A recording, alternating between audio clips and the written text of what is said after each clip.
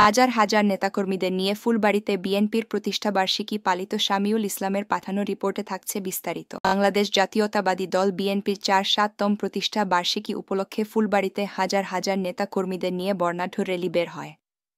বুধবার ৩ সেপ্টেম্বর বিকেলে ফুলবাড়ী সরকারি কলেজ মাঠ থেকে কয়েক হাজার নেতাকর্মী নিয়ে মিছিল বের হয়।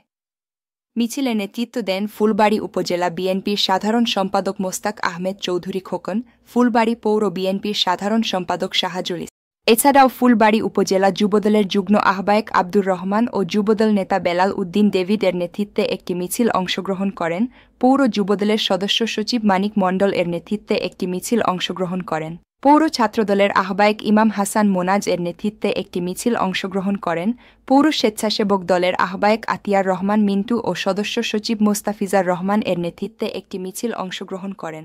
কাজিহাল ইউনিয়ন এর ভারপ্রাপ্ত চেয়ারম্যান কাঞ্চন মিয়ার নেতৃত্বে একটি মিছিল অংশগ্রহণ করেন। বেতদিঘি ইউনিয়ন এর ভারপ্রাপ্ত চেয়ারম্যান আব্দুল মান্নান মণ্ডল ও ইউনিয়ন বিএনপির সাংগঠনিক সম্পাদক আব্দুল হামিদ শাহ ও যুবদলের সাধারণ সম্পাদক বেলাল হোসেন এর নেতৃত্বে একটি মিছিল অংশগ্রহণ করেন। শিবনগর ইউনিয়ন এর চেয়ারম্যান শামেদুল ইসলাম এর নেতৃত্বে একটি মিছিল অংশগ্রহণ করেন। খয়েরবাড়ি ইউনিয়নের ভারপ্রাপ্ত চেয়ারম্যান শামীম হোসেনের নেতৃত্বে একটি মিছিল অংশগ্রহণ করেন।